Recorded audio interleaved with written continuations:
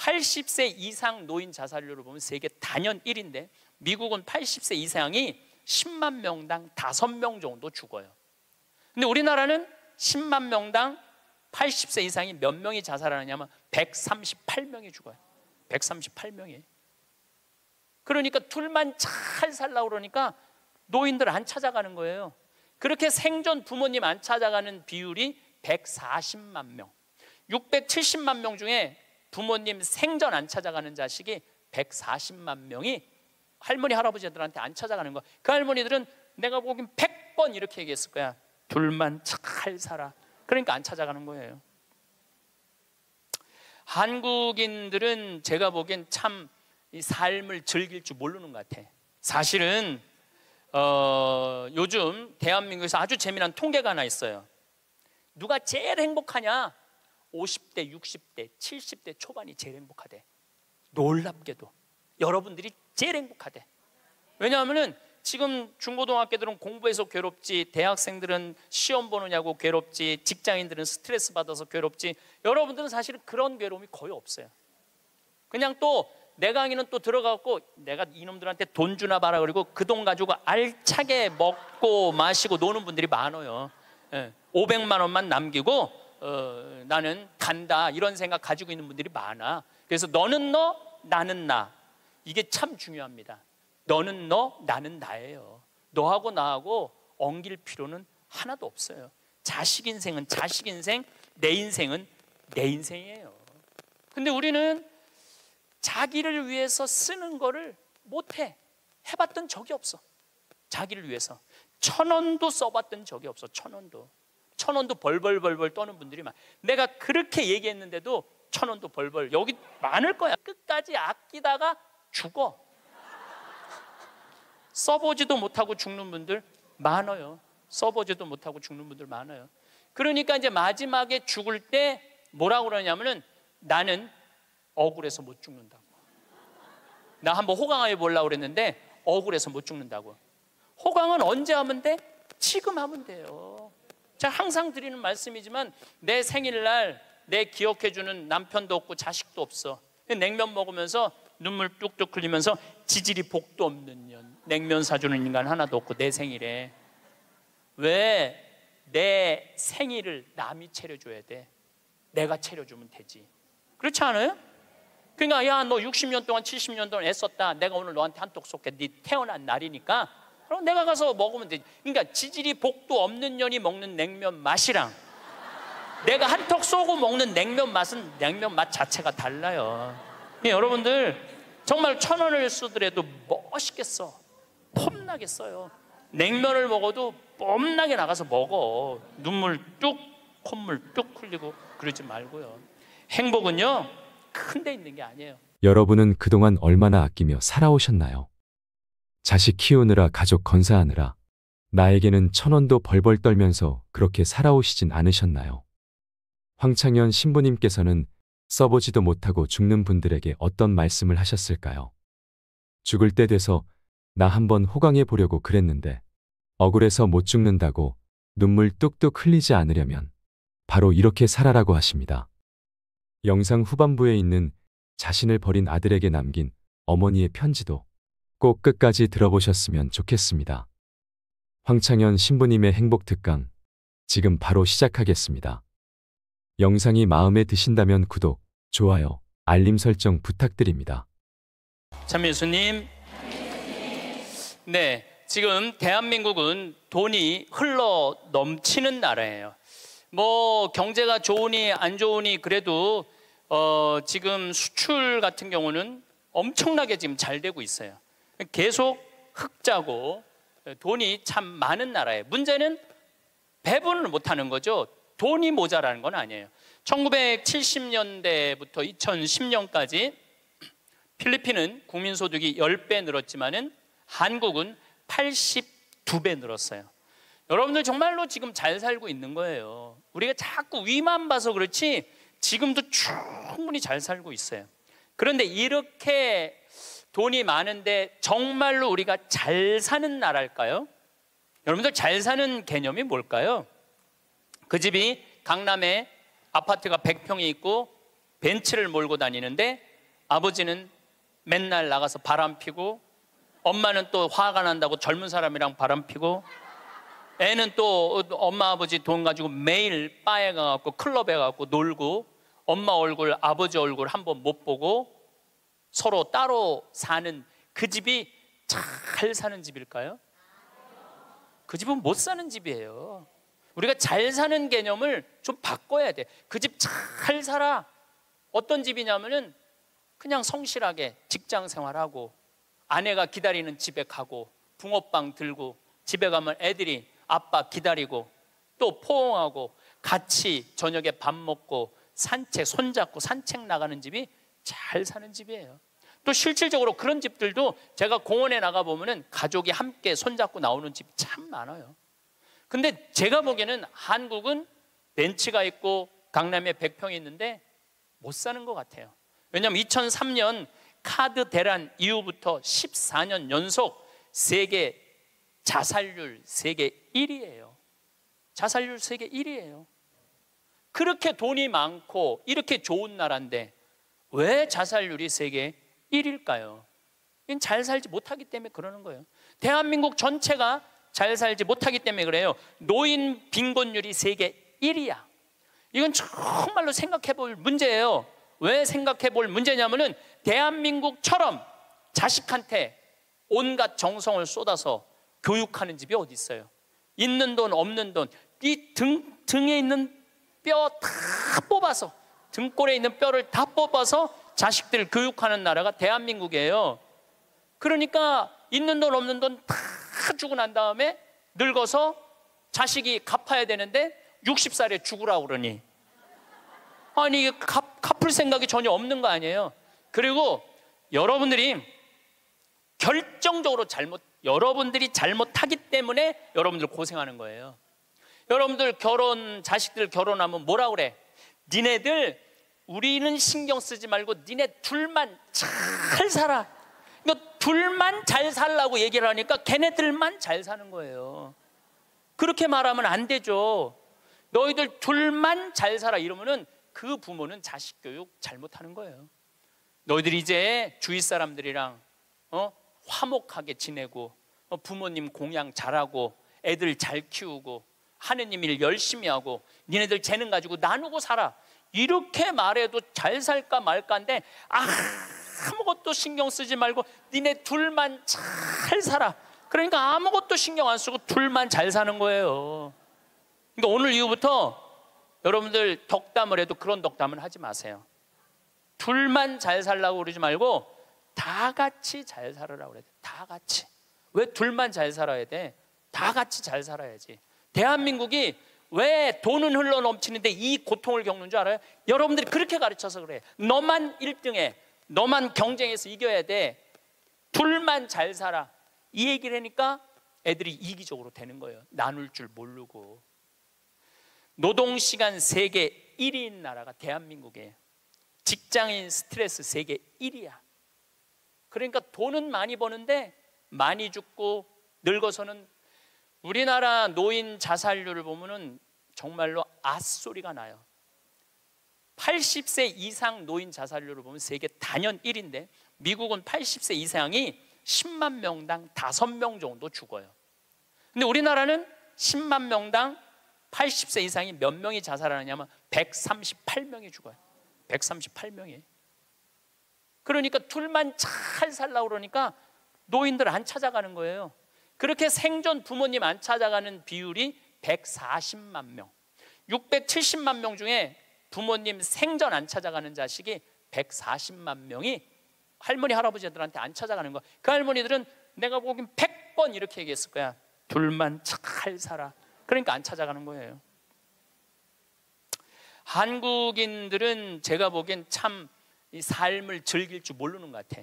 여유가 없어. 우린 극단적이야. 지난번에 그 대구 쪽에서 출마한 대통령 후보가 뭐라고 그랬냐면은, 만약에 대구 지역에서 대통령을 배출해내지 못한다면은 우리는 전부 낙동강에 가서 빠져 죽어야 된다고. 여러분들, 민주주의의 꽃은 선거예요. 선거에 내가 참여할 수 있다는 건 즐거운 일이야. 그리고 당당한 경쟁자로 할 수 있다는 건 즐거운 일이야. 떨어졌으면은 당당하게 당선된 사람한테 축하한다고 그러고, 얼마나 선거운동을 하냐고 애썼어. 그러면 다 같이 낙동강에 가서 빠져 죽을 게 아니라 다 같이 낙동강에 가서 쉬어야지. 왜 빠져 죽어? 우리는 빠져 죽어야 돼. 떨어지면 빠져 죽어야 돼. 떨어지면 쉬어야 되는데 빠져 죽어야 돼. 그런데 이게 제가 보기에는 정치인들만 그러는 게 아니에요. 우리 집에서도 벌어지고 있어요. 너 이번에 대학 떨어지면 너하고 나하고 접시에 코 박고 죽자. 아니, 대학 떨어졌는데 왜 코 박고 죽어? 곧 대학 떨어진 게 뭐라고?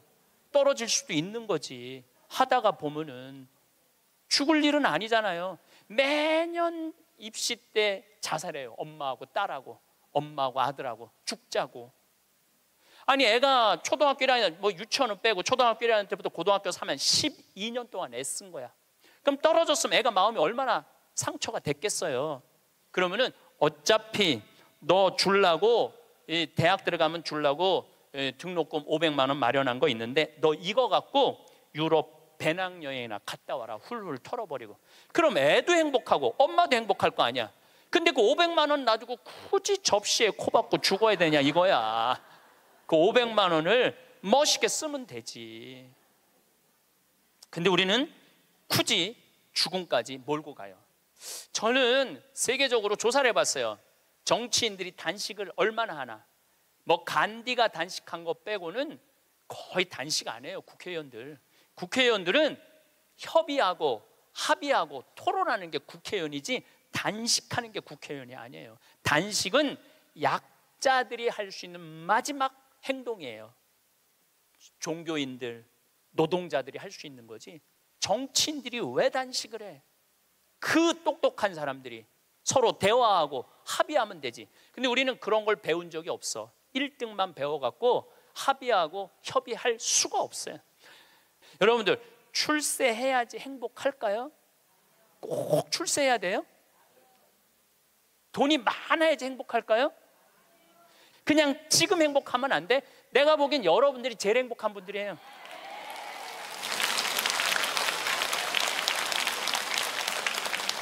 여러분들은 감옥에 가고 싶어도 갈 수가 없어. 누가 돈을 줘야지 감옥에 가볼까? 누가 돈을 줘야지. 누가 말을 사줘야지 감옥에 가볼까? 누가 말을 사줘야지. 돈 주는 사람도 없고 말 사주는 사람도 없고. 우리나라 역대 대통령들 한번 생각을 해봐. 이승만 대통령 초대 대통령이야. 그런데 한국에서 죽었어 못 죽었어요? 하와이에서 죽었어. 하와이에서 망명해갖고 대통령이. 박정희 대통령 총 맞아 죽었어요. 김영삼, 김대중 대통령 자기네들이 젊었을 때 민주화 운동하면서 감옥에 많이 갔어. 그러니까 나이 드셔서는 이제 안 간다고. 그래도 뭔가를 해야 될 것 같으니까 아들들이라도 갔다 오라고 아들들 보냈잖아. 아들들. 아버지가 대통령이 했으면 뭐해. 전두환, 노태우 대통령 감옥에 갔잖아요. 감옥에. 노무현 대통령 뛰어내려 죽고. 여러분들 혹시 손자가 너무너무 똑똑해. 아이고 대통령감이야. 이 얘기는 뭐냐면 아이고 꼭 감옥 갈 놈이야. 이 얘기하고 똑같은 거야. 그거는 축복이 아니에요. 우리가 머릿속에서 대통령을 해야지 행복하다, 돈이 많아야지 행복하다, 이걸 머릿속으로 버려야 돼요. 뭐가 대통령 되기까지 얼마나 스트레스가 많아요. 여러분들 대통령들 토론할 때 보면은 봐요. 서로 정말로 저질이에요. 토론하는 걸 보면 저질이에요. 서로 흠집내고. 그럴 사람들이 아니거든. 원래 인품도 좋고 능력도 있는 사람들이야. 근데 그 자리에 가면 그렇게 되는 거예요. 그 자리에 가면. 그럼 뭐가 부러워갖고 대통령을 해요. 그러실 필요 하나도 없습니다. 그 청와대에서 사람을 인선하는데 내가 몇 번째 사람까지 들었냐면 27명까지 골랐는데 당신 장관 좀 해달라고 하니까 난 못한다. 왜? 나는 불법 이장 전입 이런 거 다 걸린다. 그래갖고 27명까지 갔대 지금. 그래갖고 또 골랐는데 난리도 아니야. 들어보니까. 그러니까 그 자리까지 가려고 그러면은 간, 쓸개, 양심 다 버리고 올라가는 거예요. 뭐가 그런 게 부러워.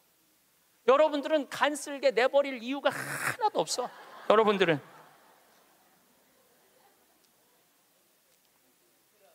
사실은 요즘 대한민국에서 아주 재미난 통계가 하나 있어요. 누가 제일 행복하냐? 50대, 60대, 70대 초반이 제일 행복하대. 놀랍게도 여러분들이 제일 행복하대. 왜냐하면은 지금 중고등학교들은 공부해서 괴롭지, 대학생들은 시험 보느냐고 괴롭지, 직장인들은 스트레스 받아서 괴롭지, 여러분들은 사실은 그런 괴로움이 거의 없어요. 그냥 또 내 강의는 또 들어가고 내가 이놈들한테 돈 주나 봐라, 그리고 그 돈 가지고 알차게 먹고 마시고 노는 분들이 많아요. 500만 원만 남기고 나는 간다, 이런 생각 가지고 있는 분들이 많아. 그래서 너는 너, 나는 나, 이게 참 중요합니다. 너는 너, 나는 나예요. 너하고 나하고 엉길 필요는 하나도 없어요. 자식 인생은 자식 인생, 내 인생은 내 인생이에요. 근데 우리는 자기를 위해서 쓰는 거를 못해. 해봤던 적이 없어. 자기를 위해서 1,000원도 써봤던 적이 없어. 1,000원도 벌벌 떠는 분들이 많아. 내가 그렇게 얘기했는데도 1,000원도 벌벌, 여기 많을 거야. 1,000원도 벌벌 떠는 분들이. 내가 이걸 언제 아느냐 하면은 내가 할머니들이랑 성지순례를 가보면 알아요. 성당에서 이제 한 할머니들 30분이랑 성지순례를 가잖아요. 인천공항에 딱 나타날 때 보면은 처음에 몰라봐요. 성당에서 보던 할머니랑 인천공항에서 보는 할머니랑 너무 달라. 선글라스 딱 끼고 스카프 목에 딱 두르고 돈을 얼마나 하는지 여기다 딱 돈가방 딱 차고 얼마나 멋있게 나오는지 몰라요. 그래갖고 이제 딱 이제 이 파리행 비행기를 타죠. 그럼 막 가슴이 벌렁벌렁 거리죠. 드디어 내가 해외 성지순례 파리, 로마, 이스라엘을 가는구나. 그래갖고 딱 파리에 내리면은요, 가이드가 버스를 딱 갖고 나와요. 근데 되게 밤에 도착하거든요. 근데 딱 파리 시내를 지나가면은 파리는 직접 조명이 없어요. 다 간접 조명이야. 이렇게 밑에서 불을 쫙, 사람이요 직접 조명은 별로 기분이 안 좋은데 간접 조명은 은은한 게 좀 고상한 느낌이 들어요. 그러니까 여러분들도 좀 고상하게 살고 싶으면 집에 직접 조명하지 말고 간접 조명 쫙 해놓으면은 딱 방에 들어가 보면은 집에 거실도 직접 조명하지 말고 밑에서 싹 쌓으려 봐. 기분이 그냥 와인도 마시고 싶고 춤도 추고 싶고 그렇거든. 근데 딱 파리를 가다 보면 딱 그렇거든. 그리고 그냥 한가운데 에펠탑이 30분마다 막 반짝반짝 불, 거기 막 뭐 네온 사인 막 하면은요 기가 막혀요. 근데 가이드가 그래요. 여기 예술의 도시 오신 거 환영한다고. 내일 아침은 뷔페에서 식사를 하시고 오전에는 모나리자 미소를 보러 루브르 박물관을 갈 거라고. 그리고 건너편에 에펠탑이 있는데 에펠탑에 가서 사진 한 장 찍고 점심 식사하시고는 몽마르트 언덕을 올라갈 거다. 몽마르트 언덕을. 저녁은 세느강에서 선상 파티를 하고 밤에는 세계에서 가장 비싼 거리 쌍젤리제 거리에서 와인을 한잔하고 호텔로 들어갈 거다. 내일 스케줄은 이렇다. 그럼 진짜 가슴이 막 벌렁벌렁거려. 근데 막 가는데 여기는 다이아나비가 죽은 도로다. 그거 꼭 지나가더라고. 보니까 역사 뭐 나폴레옹이 막 그 뭐 개선문 막 이런 거 보면은 정말로 내가 드디어 이 예술의 도시 파리를 왔구나, 그런 기분이 들어요. 근데 호텔 도착 5km 전에 가이드가 딱 일어나고 또 이상한 말을 해요. 여긴 에티켓이 참 중요하다. 문을 열면 잡아주는 게 에티켓이고 여러 가지 얘기를 해요. 그런데 여러분들 내리면은 포토들이 가방을 여러분들 방에 갖다 줄 텐데 $1 팁을 주는 게 에티켓이다. 그리고 호텔에서 나올 때는 그 침대에다가 왜냐하면은 그 침대 청소하는 사람들은 월급이 없어요. 다 그 팁으로 사는 거예요. 다 이민자들이 하는 거니까 $1를 내려놓는 게 에티켓이다. 그 얘기를 딱 들으면은 할머니들이 이때부터 머리가 복잡해지기 시작하는 거야. 생각지 않았던 $2가 딱 튀어나온 거야. 생각지 않았던 $2가. 그래갖고 딱 호텔에서 딱 내리면은 정말 포터들이 막 모자를 쓰고 막 가방을 들고 가려고 하면 할머니들이 이렇게 말합니다. 놔두라고, 내가 들고 갈 거라고. 비행기 10시간을 타고 버스를 타고 얼마나 피곤해. 근데 그 큰 여행용 가방을 이제 밀고 끌기 시작하는 거예요. 그런데 한 30년 가면은 유럽의 호텔들은 엘리베이터가 다 작아요. 옛날 건물들이라 2명, 3명 들어가면 꽉 차. 그럼 또 재빠른 사람이 딱 들어가면은 이때부터 5분, 10분을 기다리면 승질이 나기 시작하는 거예요. 승질이. 로마에 도착하면 얘기하지 않아도 할머니들이 그 가방을 끌고 알아서 가요. 자기가 1달러를 아끼려고. 호텔 나올 때도 까먹을 경우도 있지만 아까워. 다시는 안 오는데 그냥 나와버려. 그리고 압권이 있어요. 성지순례 끝나고 할머니들이 나한테 하는 말이 있어. 신부님, 세상에 나가보니까 맨 내 돈 뜯어먹는 도둑놈들밖에 없다고. 그리고 보통 1일 정도 순례를 나가는데 11일 동안 기억이 가방 끌고 다녔던 기억밖에 없는 거야. 가방 끌고 다녔던 기억밖에 없는 거야. 성지고 뭐고 힘들게 가방 끌고 다니면 나이는 먹었지. 그럼 보통 여러분이 한 450만 원 내고 가는 성지순례예요. 450만 원. 그러면은 하루에 2달러면은 10일이면 20달러야. 20달러? 그게 뭐가 아깝다고. 그 1달러 때문에 벌벌 떨면서 놔두라고, 내가 들고 갈 거라고 그 무거운 가방을 그냥 1달러 주고 땡큐 땡큐 하면 얼마나 좋아. 그런데 문제는 자기를 위해서 1,000원도 써봤던 적이 없는 거예요. 450만 원 내고 갔으면 기분 좋게 쓰면 얼마나 좋아. 근데 써봤던 적이 없는 거예요. 그 여행 갔다 와도 즐거웠던 기억이 하나도 없어. 완전히 도둑놈들한테 사기당한 그런 기분이야. 성지순례 갔다 왔는데. 저도 뭐 많이 다니죠. 1년에 4개월은 외국에 나가 있으니까. 이번에도 잠비아 끝나고 미국 교우들이 케이프타운, 희망봉, 아프리카 맨 끝에 거기 갔다 오고 싶다고 호텔 예약까지 다 예약해갖고 나하고 같이 갔어요. 케이프타운 호텔에 딱 가니까 진짜로 포터들이 가방 방번호 딱 찍어갖고 갖고 오더라고요. 나는요 그 사람들한테 돈 한 번도 아낀 적이 없어요. 오면 1달러 안 줘. 5달러 딱 줘요. 5달러 딱 주고 내가 한마디 하죠. 땡큐. I come from Korea. 내가 꼭 얘기를 해요. 왜냐하면 중국 사람인 줄 아니까. I come from Korea. 딱 그리고 5달러 주면은 눈이 이만해지면서 정말로 머리가 땅끝까지 닿도록. 그 사람들은 그걸로 먹고 사는 사람들이야. 이민자들은. 내가 나를 위해서 450만 원을 썼으면 그 이민자들한테 1달러, 2달러, 5달러가 아까워갖고 그거를 아끼려고. 도둑놈들이라고 그러고 사기꾼이라고 그러고. 그러니까 내가 그렇게 여유가 없는 거야. 마음의 여유가. 이번에도 애틀란타 강의를 마지막으로 했는데 호텔에서 한 4일 있었어요.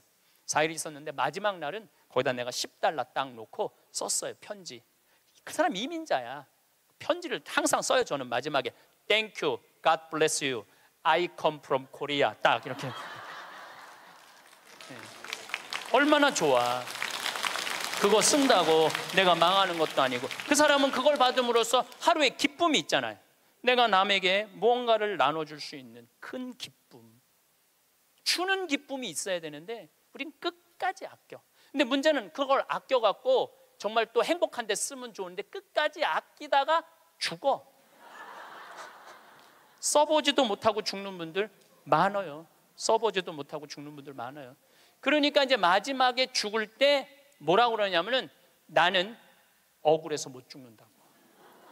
나 한번 호강해 보려고 그랬는데 억울해서 못 죽는다고. 호강은 언제 하면 돼? 지금 하면 돼요. 제가 항상 드리는 말씀이지만 내 생일날 내 기억해주는 남편도 없고 자식도 없어. 냉면 먹으면서 눈물 뚝뚝 흘리면서 지질이 복도 없는 년, 냉면 사주는 인간 하나도 없고 내 생일에 왜 내 생일을 남이 차려줘야 돼? 내가 차려주면 되지. 그렇지 않아요? 그러니까 야, 너 60년 동안 70년 동안 애썼다. 내가 오늘 너한테 한턱 쏠게. 네 태어난 날이니까 그럼 내가 가서 먹으면 되지. 그러니까 지질이 복도 없는 년이 먹는 냉면 맛이랑 내가 한턱 쏘고 먹는 냉면 맛은 냉면 맛 자체가 달라요. 여러분들 정말 1,000원을 쓰더라도 멋있게 써. 폼나게 써요. 냉면을 먹어도 뽐나게 나가서 먹어. 눈물 뚝, 콧물 뚝 흘리고 그러지 말고요. 행복은요 큰 데 있는 게 아니에요. 대통령 되고 무슨 장관 되고 국회의원 되는다고 그 사람들 안 행복해요. 그 사람들 소리 지르는 거 봐요. 그 사람들이 행복하겠어요? 예, 안 행복해요. 부러워할 거 하나 없어요. 이번에 9월 29일부터 10월 10일까지 황금 연휴에 황금 연휴 발칸반도를 갔다 왔어요. 체코, 오스트리아, 슬로베니아, 그 다음에 크로아티아, 그 다음에 잠깐 보스니아 이렇게 들렀다 왔어요. 근데 제가 처음 평택 비전동 본당 신부를 할 때 나야 교우들을 너무너무 사랑하죠.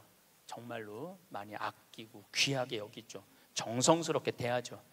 근데 이제 내가 평창에 들어가니까 이제 본당이 없잖아요. 그 이제 연말만 되면은 나를 찾아오는 비전동 교우들이 있어. 그 나는 이제 연말이 되면 모든 에너지를 다 빼갖고 아무도 만나기 싫어. 와도 쳐다도 안 봐요. 세배하러 왔는데 무슨 세배냐고.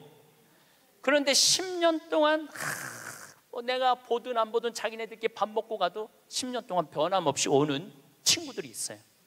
근데 한 3년 전인가 4년 전에 또 세배라고 왔는데 내가 찬밥 대우를 했는데 마음이 좀 미안하더라고요. 근데 보통 저 같은 경우는 3년 4년 후까지 스케줄이 보통 이렇게 보거든요. 근데 4년 전에 보니까 2017년 딱 황금 연휴 10일이 딱 걸려 있더라고요. 그래서 정말로 평범한 친구들이에요. 야, 2004년 후에 황금 연휴 10일이 있다. 나하고 그때 내가 온전히 너희들하고 같이 여행 갈게. 그랬더니 이 친구들 한 30명이 한 달에 20만 원씩 3년 동안 개를 모았어. 그러니까 한 달에 20만 원이면 240만 원에 거의 700만 원을 모은 거예요. 여행비는 한 400만 원밖에 안 되는데. 그래갖고 이번에 여행을 갔다 왔어요. 그런데 기가 막히더라고요. 그 성지 나라도 아름답지만 성지가 너무너무 좋더라고요. 그런데 오스트리아의 마리아 체리라는 성지를 갔어요. 여기저기 너무 다니니까 무슨 성지도 모르고 그냥 계속 가는 거죠. 근데 오후 3시 미사를 이제 경당에서 봉헌하기로 했는데 대성당에 딱 갔는데 대성당은 안 빌려줘요. 우리도 여기 지금 왜 여기 모였는지 알아? 명동 대성당 안 빌려줘서 여기 와 있는 거예요. 대성당은 잘 안 빌려줘요. 그리고 특히 우리 같이 조그만 소규모의 순례객은 아예 안 빌려줘. 그것도 동양 사람들은 이게 커뮤니케이션이 안 되니까 더 안 빌려주죠. 근데 딱 성당을 이제 성모님을 이제 경배 드리려고 들어갔는데 크로아티아 사람이야. 여긴 오스트리아 성지인데 전통 복장을 입고 왔는데 브라스 밴드를 데리고 온 거야. 브라스 밴드를 데리고 와갖고 영성체후 묵상을 하는데 무슨 사연인지 모르는데 그냥 우는 거야. 신부도 울고 그 해설자도 울고 솔로한 사람도 울고 밴드들도 울고 교우들도 울고. 근데 그 음악을 연주하는데 너무 아름답더라고요. 근데 제가 2년 전에 이스라엘 성주순례를 갔는데 한 200명하고 갔는데 그중에 천주교 신자 아닌 자매가 하나 왔었어요. 근데 이 성주순례를 하면서 이게 살아있는 예수님을 느낀 거야. 그리고 거기 또 다 가톨릭 성지잖아요. 이분은 종교가 달랐는데. 그런데 거기서 딱 요르단강에서 딱 거기서 천주교 세례를 받겠다는 거야. 그래서 요르단 강물을 퍼서 그 자리에서 세례를 줬어요. 세례명이 보난데 세례를 줬는데 얼마나 내가 세례를 줬으니까 영어로 father라고 그러냐. father, 아버지 아니야.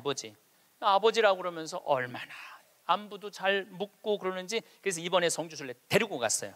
성주순례를 데려갔는데 가톨릭 전례를 많이 못 봤잖아요. 근데 이 아름다운 전례를 보고 싶은 거야. 그래서 막 찾아갖고 야 빨리 와서 이거 가톨릭 이런 아름다운 전례가 있다. 그걸 보는데 다 우는 거야. 성가를 부르면서. 근데 그 성당의 그 울림이 얼마나 좋아요. 그 옛날 성당들이 울림이 얼마나 좋아. 기가 막히더라고. 그걸 한참 보고 있다가 보는데 3시 미사에 내가 제의를 입어야 되는데 5분을 지난 거야. 그래갖고 제의를 못 입었어요. 그래갖고 이제 제의를 입고 그 경당에 가려고 그랬더니 폴란드에서 성주순례 온 신부하고 교우들이 그 경당에 들어가 버린 거야. 그러니까 우리는 미사할 데가 없어진 거예요. 미사할 데가. 그 들어갔는데 어떻게 나오라고 그래? 우리 거니까 나오라고 그럴 수가 있어요. 그런데 우린 산에를 올라가야 되는 거. 산에를. 대성당은 꿈도 못 꿨고. 그 이제 제대 그 제의실 맡는 형제가 제가 보니까 평신도 갔더라고요. 안 된다고. 저기 산으로 올라가야 된다고. 30분을 또 버스 타고 또 올라가면 우리 스케줄이 다 엉망이 되는 거잖아요. 너무너무. 근데 내 마음에 간절하게 대성당에서 미사를 봉헌하고 싶은 거야. 그 본당 신부가 나왔어요. 대성당에서 미사하고 싶다고. 바실리카거든요. 그랬더니 코리아에서 왔냐고 그래서 우리 코리아에서 왔다고. 그럼 대성당에서 하라고. 네, 대성당에서 하라고. 이거 아직 박수 칠 것도 아니에요 지금. 대성당에서 하라고 그랬는데 또 내가 키가 조그마니까 짧은 제의를 그 신부님이 다 찾아서 나를 입혀주더라고. 신부님이.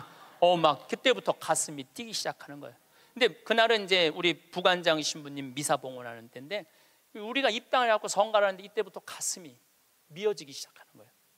이 아름다운 성지에서 이렇게 미사를 봉헌할 수 있게 막 정말 입이 안 떨어지는 거예요. 근데 딱 강론을 시작하는데 우리 부관장 신부가 성모님 노래를 하는데 그 노래도 기가 막히게 잘하는데 성당을 혼통 감싸 안는 거예요. 그러니까 순례 온 외국 교우들도 너무너무 아름다우니까 다 쳐다보더라고요. 난 눈을 뜰 수가 없었어. 눈 뜨면 울까 봐. 하여튼 너무 은혜로운 미사를 하고 딱 이 성지가 뭔가 봤더니 이 성지는 850년 된 성지야. 성모님이 여러분들 사진에 있어. 성모님이 예수님을 손으로 이렇게 잡고 있는 그 왕관을 쓰고. 그런데 얼마나 기적이 많이 일어났으면 그 목발이 수백 개가 있었대요. 목발 짚고 왔다가 다 두고 간 거죠. 근데 이제는 너무 기적을 바라갖고 다 친 거야. 다 치고 이제는 2차 세계대전 끝나고 난 다음에 세계 평화를 위해서 기도하라고. 근데 거기에 베네딕토 교황, 프란치스코 교황님이 다 다녀가신 성지야. 거기서 미사를 한 거야. 거기서 미사를 봉헌할 수 있었으니 이게 얼마나 이게 신나는 일이에요.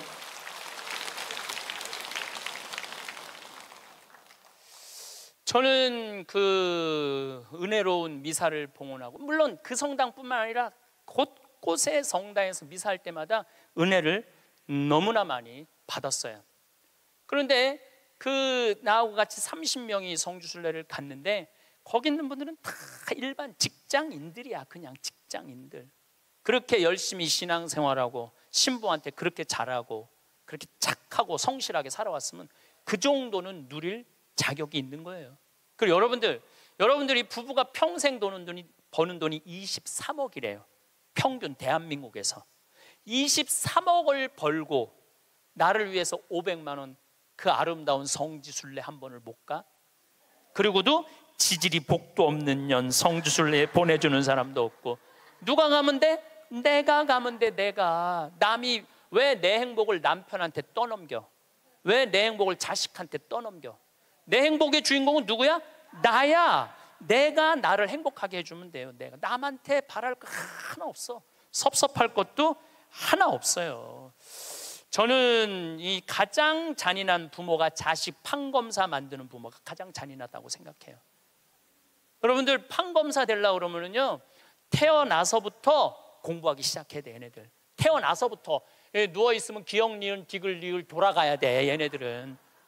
그리고 초등학교, 중고등학교 때 해가 뜨는지 달이 뜨는지 모르고 살아야 돼요.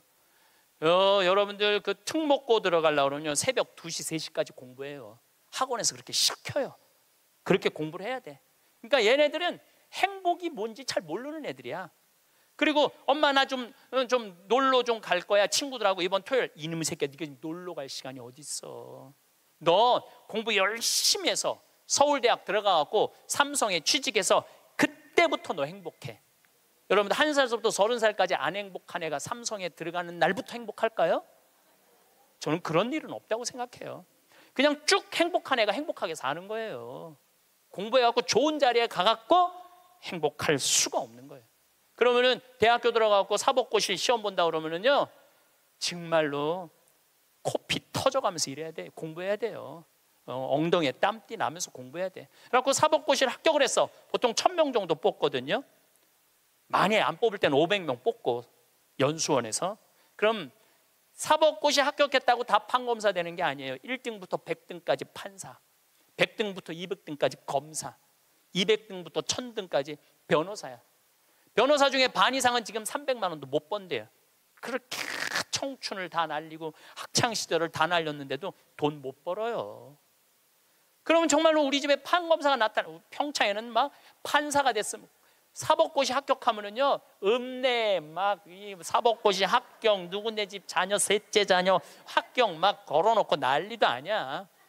정말로 신나요. 우리는 사무관만 승진해도 누구 사무관 축하 막 이렇게 걸어놔요. 그래갖고 판사가 됐어. 그러면은 미래가 창창하고 앞날이 활짝 펼쳐질 것 같아요. 만나는 사람이 누구냐면은 살인범, 강간범, 사기꾼, 강도들 만나는 거예요. 평생. 여러분들, 사람이요, 누구를 만나고 사느냐에 따라서 그 사람의 행복의 질이 결정돼요. 누구를 만나고 사는. 아니, 판사 재판을 해야 되는데 집에 와서도 저놈이 정말 죽였을까 안 죽였을까 이런 생각을 평생 하고 사는 판사가 뭐가 부러워요? 그리고 자기 자식 판사로 밀어넣는 부모가 훌륭한 부모예요? 저는 그렇게 생각하지 않아요. 하고 싶은 일을 하고 살아야 돼. 사람은 하고 싶은 일을. 제일 하고 행복한 사람이 누구냐 하면은 사진 작가래. 지금 촬영하는 저분들 제일 행복한 분들이래. 사진 작가들 제일 행복하다고 그래요. 아름다운 거 찍잖아요. 그리고 제일 보람을 느끼는 건 성직자들.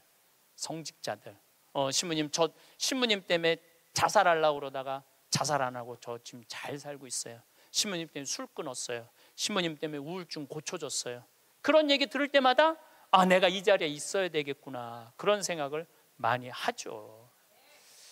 제가 이 본당 신부 때 어떤 친구가 있었느냐면 전국 학력고사 수석, 서울대 수석, 법대 수석, 사법연수원 수석한 친구가 있었어요. 20년 전 얘기예요. 근데 이 친구는 다 대법관 후보라고 그랬어. 근데 이 친구는 바로 로펌 회사로 빠졌어요. 법률 회사로. 판사 임용을 신청하지 않았어요. 왜 법률 회사로 빠졌느냐? 그랬더니 하는 말이, 신부님, 소신 재판할 자신이 없습니다. 소신 재판할 자신이 없습니다. 자, 여기서 우리가 이거 묵상거리입니다. 어떤 묵상거리냐 하면은 그 똑똑한 애들이, 그 능력 있는 애들이 판사가 돼갖고요, 위에 눈치 봐가면서 재판하는 거예요. 그것처럼 잔인한 일이 어디 있어요? 대개 또 정치 판사가 되면은 내가 이명박 줄에 서야 되느냐, 박근혜 줄에 서야 되느냐, 문재인 줄에 서야 되느냐, 이러고 사는 거예요. 여러분들이 그런 고민해요? 내가 이명박 줄에 서야 되느냐, 박근혜 줄에 서야 되느냐, 문재인 줄에 서야 되느냐? 그들의 고뇌에 비하면 여러분들은 행복한 고민하는 거예요. 부러워할 게 뭐 있어? 그러니까 유럽에 내가 그 친구들하고도 얘기를 좀 해보면요, 이 뭐라 그래? 이거 저기 뭐야, 식당에서 이 서빙하는 사람도요, 자기는 이 일이 좋다는 거예요. 나는 이거 하고 여행도 다니고 난 너무너무 즐겁다는 거. 어떠냐면 내가 손님들한테 대접하고 팁 받고 나 행복하게 살고. 그러니까 유럽은 가면 할머니 할아버지 서빙들이 많아요. 할아버지들이 멋있게 넥타이 메고. 근데 우리나라에서는 60된 할아버지가 서빙하면은 저 늙어갖고 저 뭐 하는 짓이냐고 이제까지. 그러니까 제가 말한 너는 너, 나는 나야. 그냥 나 생긴 대로 살면은 되는 거야. 뭐 그렇게 남을 부러워할 게 뭐 있어요? 제가 그 우리 생태마을에 직원이 하나 있어요. 뉴욕에서 온 직원인데 뭐 중국어도 잘하고 영어도 잘하고 일본어도 잘하고 저한테 많은 도움을 주죠. 근데 그 아들이 하나 있는데 이 아들이 메리앤 첫 고등학교를 나왔어요. 케네디가 나온 고등학교에. 이 학교는 등록금이 1년에 고등학교인데 1억이야. 1년 등록금이 1억. 그러니까 보통 사람들은 못 가는 학교죠. 되게 중동의 귀족들, 왕족들, 미국의 최고 돈 많은 애들이 오는 거예요. 이 학교는 애들이 학교 올 때 자가용 타고 안 온대요. 비행기 타고 오지. 무슨 자가용이야.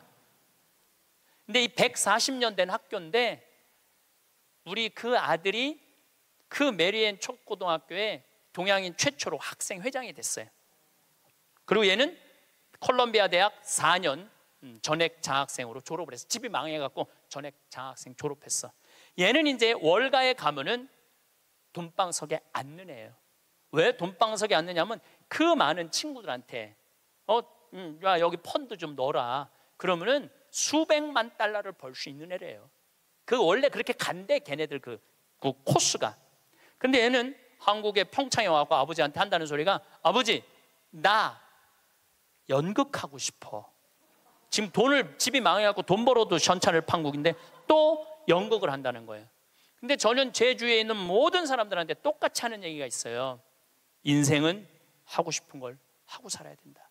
여기 계신 분들은 하고 싶은 거 못하고 살았어요. 왜? 여기 50, 60, 70대, 특히 60, 70대 여기 우리 자매님들은 대학 가고 싶어도 네가 무슨 대학이야, 오빠가 가야지, 남동생이 가야지. 그래서 희생당하고 그 다음에 공장에 가고 돈 벌어 힘들어도 다 집안을 위해서 희생하고 살았어. 그때는 못 살 때였어요. 근데 지금은 다 잘 살아. 정말로 잘 살아요. 대한민국 물론 못 사는 사람들도 있지, 못 사는 사람들도 있지만 대체적으로 보면 다 잘 살아요. 다 잘 살아. 아무리 못 살아도 집에 자가용 하나씩 다 있어. 잠비아에서는 꿈도 못 꾸는 그만큼 잘 살고 있어요, 여러분들. 그러니까 마음대로 하고 싶은 대로 해도 되는 나라예요, 이제. 그래서 해라 라고 얘는 NYU 조지 클루니라는 영화 배우가 졸업한 유명한 뉴욕 주립대학교 대학원을 갔어요. 영국 영화학과. 그리고 2년을 학교를 다녔죠. 그리고 졸업을 작년 5월 달에 했어요. 그러니까 이제는 뭐를 해야 돼? 연주를 해야 될 거 아니야. 오디션을 봤는데 시카고에서 조지 해밀턴이라는 뮤지컬이 있어요. 해밀턴은 미국의 독립 아버지야. 3인의 독립 아버지야. 시카고에서 6개월 동안 했는데 1800석 6개월 전성 매진이래요. 근데 얘가 오디션을 봤는데 뭐에 됐느냐면 조연의 대타. 조연이 아프면은 나가서 하는 대타로 됐어요. 근데 조연의 대타도 대단한 거죠. 왜냐하면은 6개월 동안 받는 돈이 10만 달러니까 1억이니까 1억. 조연의 대타도 1억. 조연의 대타도 6개월을 끝났어. 그러니까 또 오디션을 또 봐야 될 거 아니에요. 이번에 이 친구가 5월 달 끝날 때쯤 오디션을 봤는데 이번에는 바로 브로드웨이에 가갖고 줄리 테이머 감독이라고 있어요. 이 사람은 누군지 모르죠? 스파이더맨은 알죠? 스파이더맨 만든 감독이에요. 그 다음에 라이언 킹 제작한 감독이에요. 세계적인 감독이죠. 이 감독이 이번에 M 버터플라이라는 연극을 하는데 거기에 주연으로 캐스팅이 됐어요. 주연으로 한국인 최초로 캐스팅이 됐는데 이 지난 10월 27일 며칠 전에 첫 공연을 했어요. 아버지가 갔다 왔어. 사진, 사인도 나한테 해서 다 보냈더라고요. 이 5개월 연극인데 50만 달러래. 한 달에 1억씩 버는 거, 한 달에 1억씩. 돈을 버는 게 중요한 게 아니라 하고 싶은 일을 하는 게 중요한 거예요. 하고 싶은 일을 하는 게. 그러니까 얘가 줄리 테이머 감독의 캐스팅이 됐다니까 조지 해밀턴 시카고에서 마지막 공연을 조연의 대타한테 어떻게 했냐면 마지막 공연 3시, 7시 공연을 주연을 줬어요. 우리 잊지 말라고. 브로드웨이에 가도 우리 잊지 말라고 주연을 줬어. 주연을 줬는데 얘는 뮤지컬 배우, 연극 배우로서 치명적인 결함이 있어요. 나보다 키가 조금 더 커요. 그런데 마지막에 공연하는데 커튼콜을 하는데 15분 동안 커튼콜을 앵콜 박수를 치더라고요. 근데 키가 워낙 작으니까 다른 스태프들하고 같은 연극하는 친구들하고 하이파이브를 하는데 뛰어서 하이파이브를 하더라고요. 그런데도 15분 동안 앵콜 커튼콜을 했어요. 이 친구가 나한테 편지했어요. 신부님 정말로 감사하다고.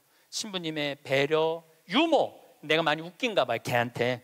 신부님의 유머, 배려, 사랑으로 자기네 가족이 이렇게 행복하게 됐다고. 자기는 돈 많이 벌어서 신부님 생태마을에 돈 갖다 주는 게 자기 미션이래, 미션.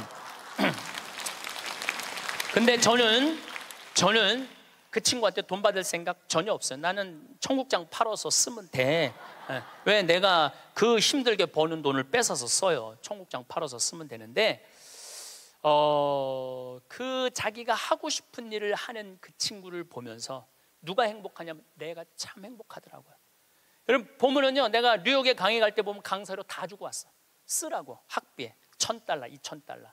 그러니까 그런 젊은 친구들한테 장학금을 주고 용돈을 주는데 잘 되니까 너무 행복하더라고요. 만약에 이 친구가 증권가에 갔다면 친구들 뒤치다거리 하고 있었을 거예요. 그렇지 않겠어요? 뭐 그 친구 술 같이 마셔주고 어려운 일 해결해주고. 근데 지금은 얼마나 세계적인 스타로 우뚝 섰어요. 그러니까 인생은요, 하고 싶은 걸 하고 살아야 돼. 여러분들은 지금부터는 자식들 눈치 보지 말고 여러분들 하고 싶은 거 하고 사세요. 예. 여러분들이 맛있는 거 먹고 싶으면 가서 사 먹고, 그 다음에 여행 가고 싶으면 가고. 지난번에 크로아티아 간 친구들이 너무 행복하다는 거야. 그래서 다음에는 과달루페 가자고. 멕시코 과달루페. 그래서 개를 뭘 파냐 보니까 그래서 갈 생각도 있어요. 같이. 전 과달루페를 2번 갔다 왔거든요. 하느님 만나는 거는 돈을 좀 써야 돼. 그냥 가만히 있는다고 만나죠. 하느님이 활동하시는 곳에 가서 체험을 해야지. 이어서 다음 시간에 그 뒷이야기를 하도록 하겠습니다. 감사합니다.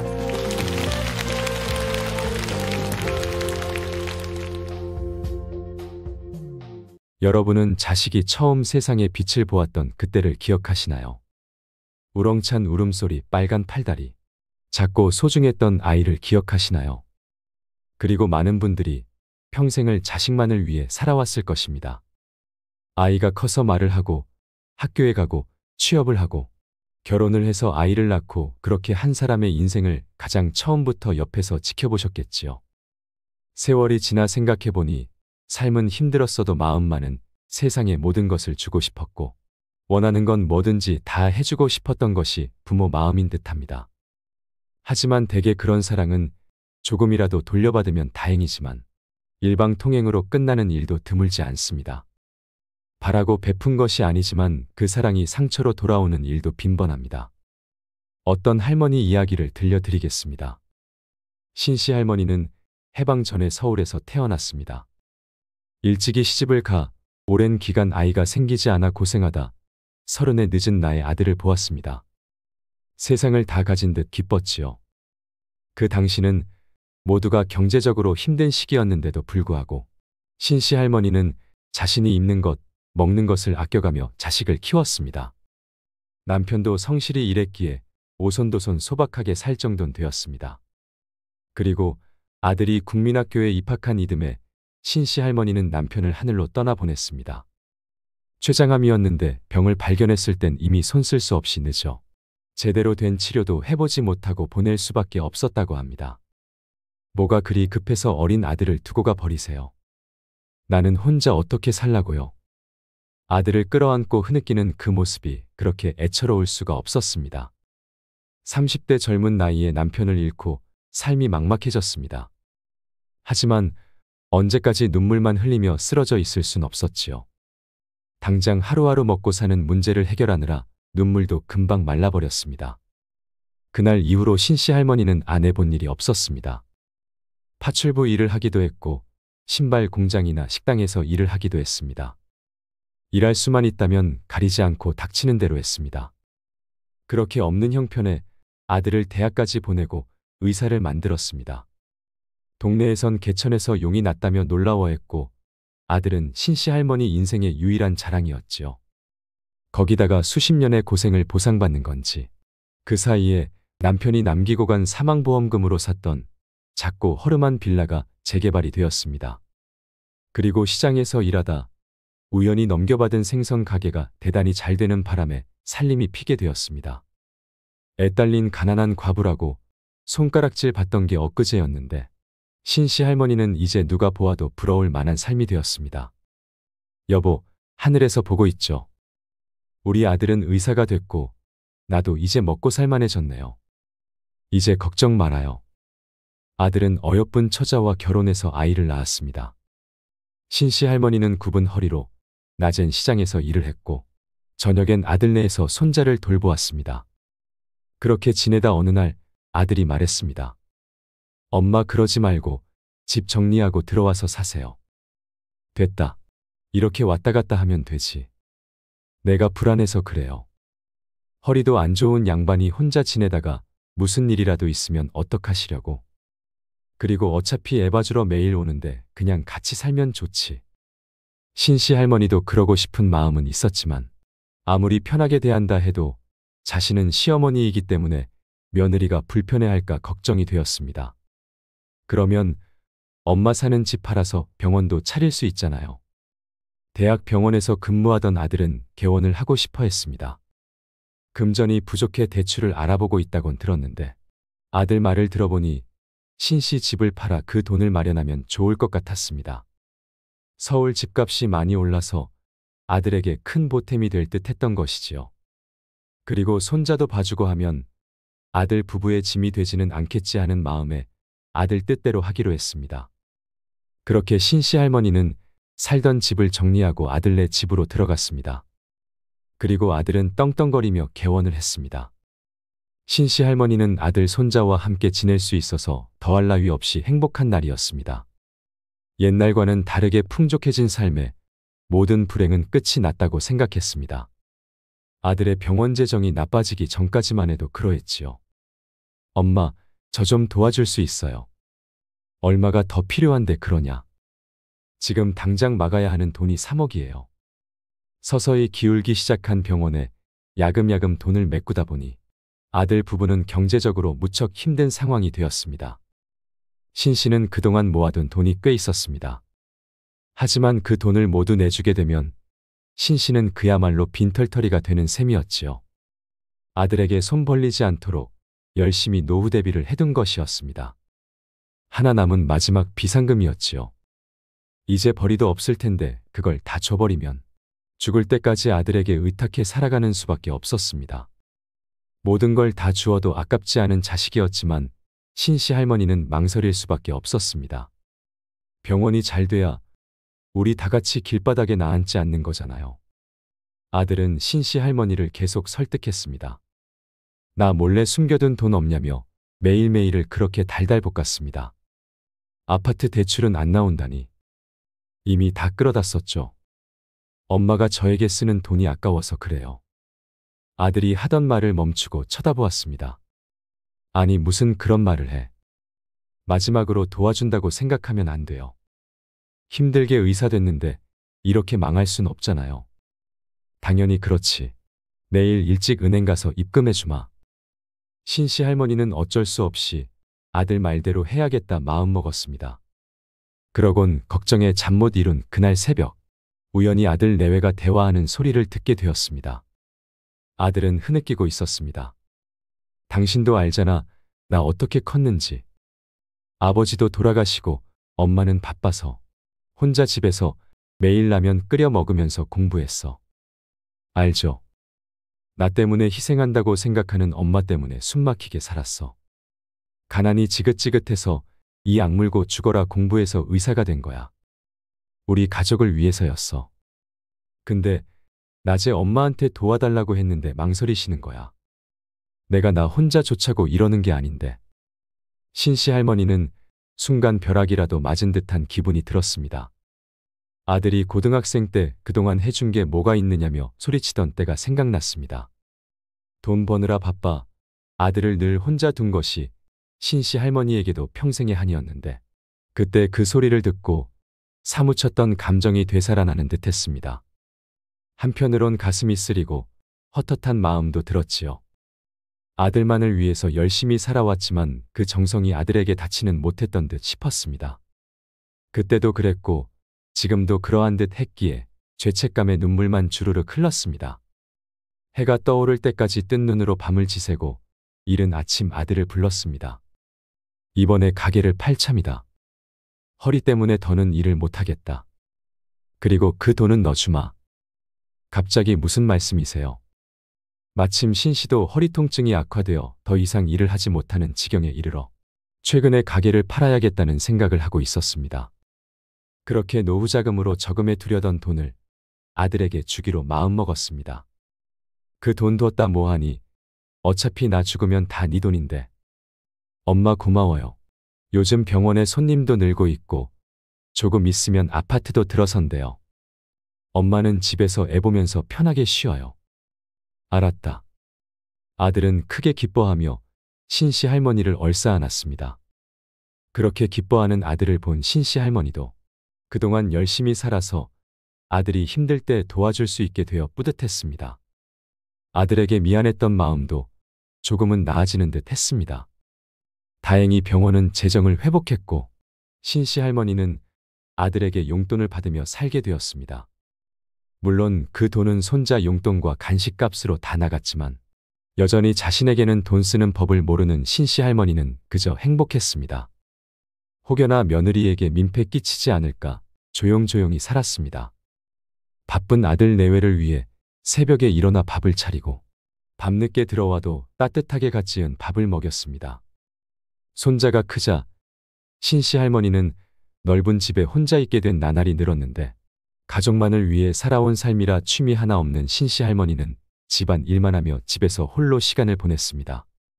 그렇게 신씨 할머니의 등은 더 굽고 세월은 흘러 손자가 대학을 갔습니다. 아들의 아들이 커가는 모습을 지켜보는 일도 행복했습니다. 하지만 그런 신씨 할머니를 비웃듯 불행은 예고 없이 찾아왔습니다. 어머니 뭐 하고 계세요? 뭐 하긴 밥 차리지. 애비도 얼른 나와서 밥 먹으라 그래라. 며느리의 새파랗게 질린 얼굴에 의아해져서 말했습니다. 왜 그래, 배 안 고파? 그래도 밥은 먹어야지. 분주하게 반찬을 놓고 상을 차려내는 것을 며느리가 막았습니다. 어머니 30분 전에 밥 먹었잖아요. 무슨 그런 장난을 치니? 언제 밥을 먹었다고? 할머니는 며느리 말에 어리둥절했습니다. 아들도 방에서 나와 신씨 할머니를 쳐다보았습니다. 내 정신 좀 봐. 방금 밥 먹었지. 요새 자꾸 깜빡한다. 그러곤 다급히 방으로 들어갔습니다. 방문을 닫은 신씨 할머니는 떨리는 손을 부여잡았습니다. 깜빡했다고 하지만 사실 전혀 기억나지 않았습니다. 80이 넘은 나이에도 불편한 허리 말고는 크게 아팠던 적도 없었습니다. 병원에 들락날락하느라 자식 힘들게는 안 해서 다행이라고 여기며 살았습니다. 최근에 건망증이 심해진 것 같다고 아들 내외에게 타박을 받았던 일이 여러 번 있었는데 이번과 같은 일은 처음이었습니다. 아무리 생각해내려 해도 머릿속이 안개가 낀 것처럼 뿌옇게 흐렸습니다. 내가 아무래도 노망이 났나 보다. 이후에 아들과는 그 이야기를 입 밖으로 꺼내지 않았습니다. 신씨 할머니는 아무 일도 없었다는 듯이 굴었고 아들도 말을 아꼈습니다. 하지만 숨긴다고 숨겨지면 병이 아니라고 하지요. 오늘 지훈이 늦게 들어온대요. 지훈이 밥은 차리지 마세요. 지훈이? 지훈이가 누구야? 오늘 손님이 온댔나? 네, 어머니 손자 지훈이요. 아 그래, 내 손자 이름이 지훈이야. 이놈의 건망증이 이름도 까먹었네. 멋쩍은 웃음으로 대화를 얼버무렸습니다. 전화번호 이름 같은 걸 까먹는 건 예사였고 가스불을 켜놓은 상태로 외출하기도 했습니다. 하루는 장 보러 나갔다가 집을 못 찾아 헤맸던 날도 있었습니다. 늦게까지 들어오지 않는 신씨 할머니에게 전화를 건 손자 덕분에 집에 무사히 돌아올 수 있었습니다. 이런 나날이 늘다 보니 이제는 더 이상 피할 수만은 없게 되었지요. 아들은 신경을 쓰느라 날로 예민해졌습니다. 무언가 깜빡하는 날에는 화를 내기도 했고 외출도 못하게 막을 정도가 되었습니다. 정신도 온전치 못한데 어딜 돌아다니신다는 거예요. 제발 가만히 좀 계세요. 신씨 할머니 본인도 한마디 하기도 어딜 나가기에도 불안해서 방 안에만 틀어박히게 되었습니다. 집안 분위기는 살얼음 위를 걷는 듯 했습니다. 몇 날 며칠 동안 아들 내외 방의 불은 밤늦게까지 꺼지질 않았습니다.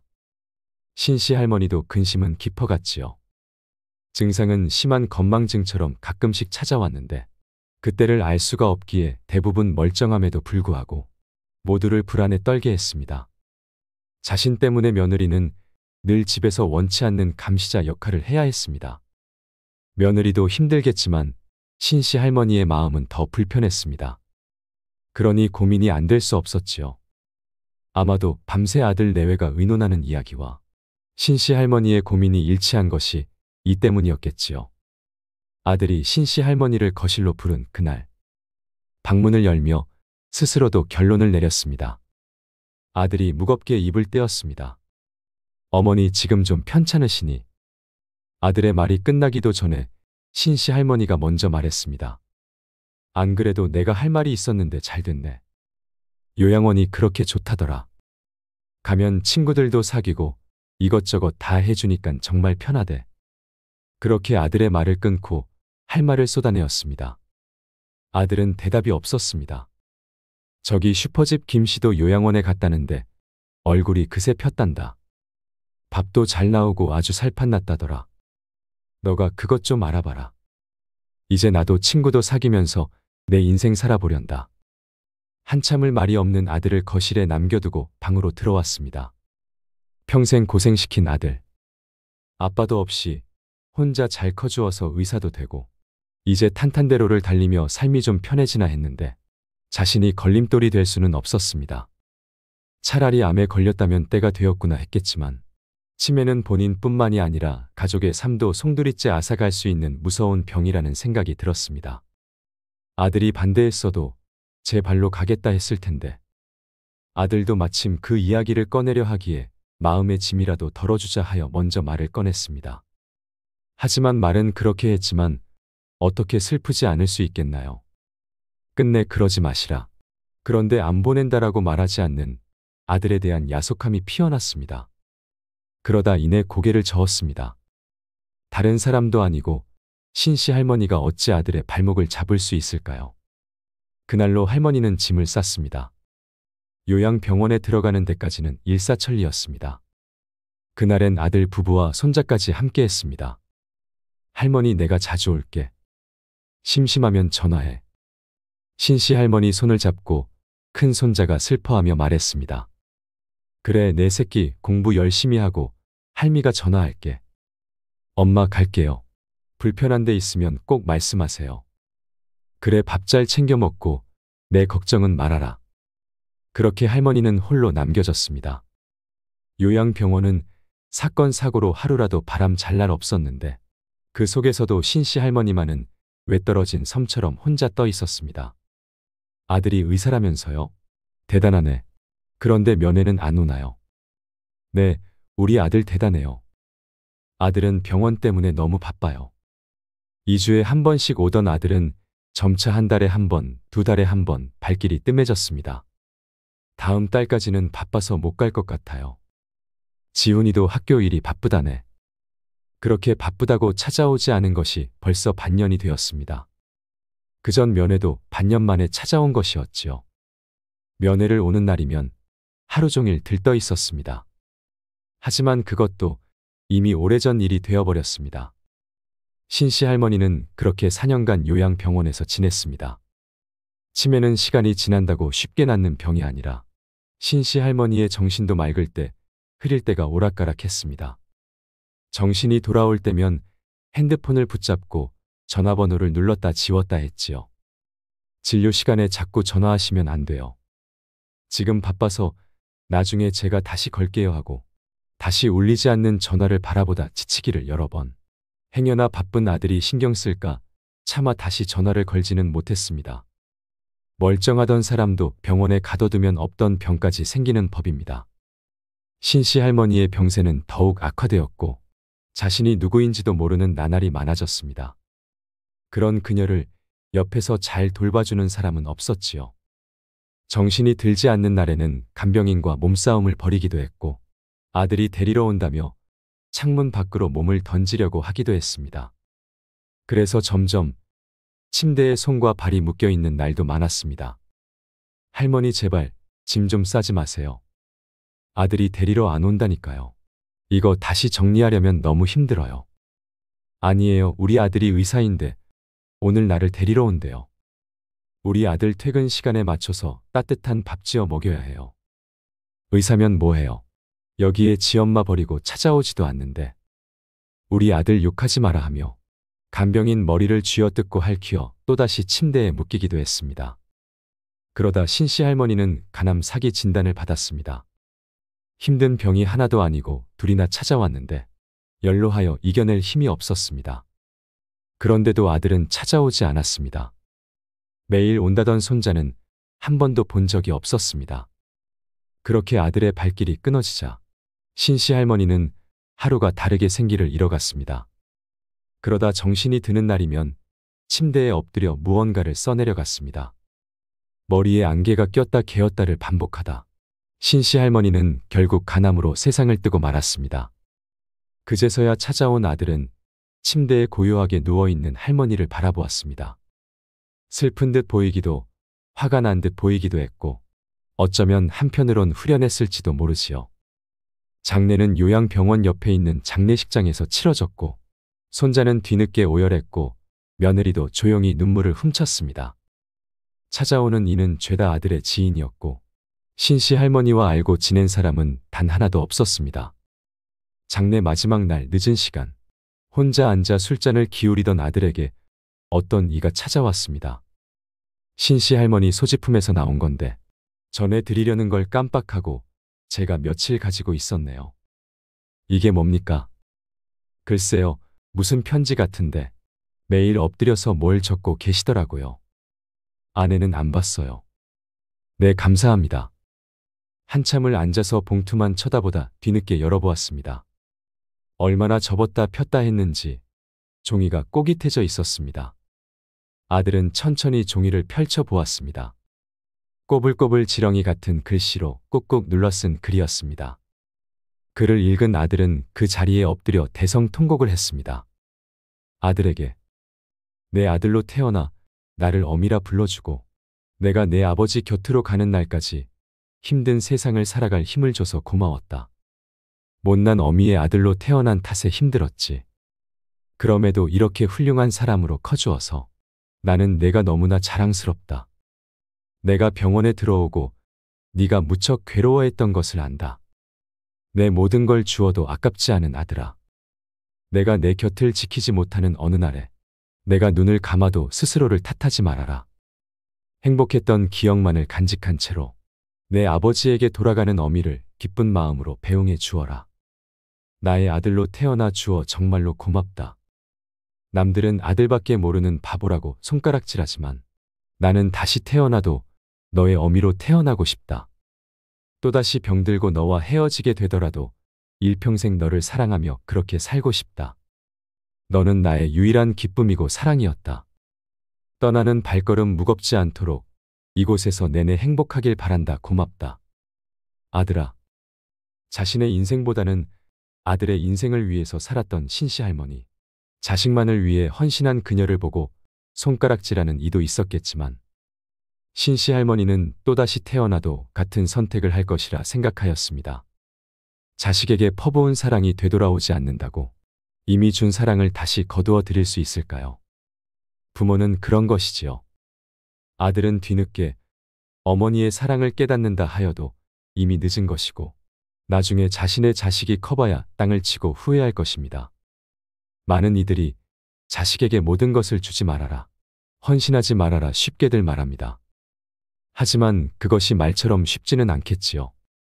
내 자식을 위하지 말라는 말을 어떻게 쉽게 실천할 수 있을까요? 하지만 자신의 인생 한번 제대로 살아보지 못한 신씨 할머니가 딱하다는 것도 사실일 것입니다. 누군가의 어머니이기 이전에 한 사람의 인간이기 때문입니다. 여러분, 자식이 최고고 내 인생 가장 소중한 사랑이겠지만 가끔은 스스로를 위해서도 살아보시길 바랍니다. 자식의 행복을 바라는 만큼 자신의 행복을 위하는 일도 해보세요. 저는 오늘부터 행복해지기 위해 노력하고 싶습니다. 황창현 신부님의 말씀처럼 더 나이 들어서 행복해지지 말고 지금부터 바로 행복하게 살아가려고 합니다. 부디 여러분들도 그러하길 바랍니다. 이상으로 책틀맨이었습니다. 함께 해주셔서 감사드립니다.